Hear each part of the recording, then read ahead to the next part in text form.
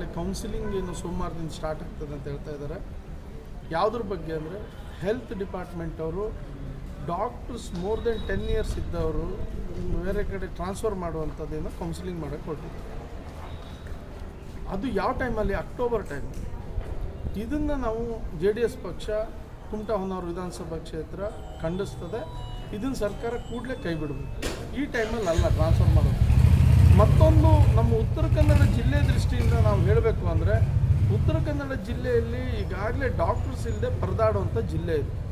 ನಮ್ಗೆ ಹಾಸ್ಪಿಟ್ಲ್ ಇದ್ದರೂ doctors ಇಲ್ಲದಂಥ situation ಎಲ್ಲ ತಾಲೂಕಲ್ಲೂ ಇದೆ. ಇಲ್ಲಿರುವಂಥ ಡಾಕ್ಟ್ರು ಅವರು ಎಂತೆಂಥ ಸೀನಿಯರಿಟಿ ಇದ್ದರೂ ಎಲ್ಲೋ ಸಿಟಿಯಲ್ಲಿ ಹೋಗದೆ ಇಲ್ಲೇ ಉಳ್ಕೊಂಡು ನಮ್ಮ ಜನರಿಗೆ ಅದೊಂದು ಭಾಗ್ಯ, ಅದೊಂದು ಸೇವೆ, ದೊಡ್ಡ ಸೇವೆ.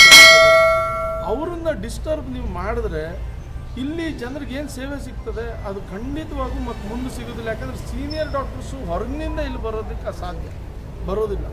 ಹಾಗಾಗಿ ನಾವು ಉತ್ತರ ಕನ್ನಡ ಸೆನ್ಸಿಟಿವ್ ಏರಿಯಾ ಆದ್ರಿಂದ ಇಲ್ಲಿ ಮತ್ತು ಡಾಕ್ಟರ್ಸ್ ಅವೈಲಬಿಲಿಟಿ ಭಾಳ ಕಡಿಮೆ ಇರೋದ್ರಿಂದ ಯಾವ ಡಾಕ್ಟ್ರನ್ನು ಡಿಸ್ಟರ್ಬ್ ಮಾಡಬಾರ್ದು. ಡಿಸ್ಟರ್ಬ್ ಮಾಡೋದಿದ್ದರೆ ನೀವು ಕೂತು ಇಲ್ಲಿಲ್ಲೇ ಕೌನ್ಸಿಲಿಂಗ್ ಈ ಸೆನ್ಸಿಟಿವ್ ಏರಿಯಾದಲ್ಲೇ ಕೌನ್ಸಿಲಿಂಗ್ ಮಾಡುವಂಥದ್ದು ಮಾಡಿಸಿ ನಮಗೆ ನಮ್ಮ ಜನರಿಗೆ ನ್ಯಾಯ ಕೊಡಿಸ್ಬೇಕು.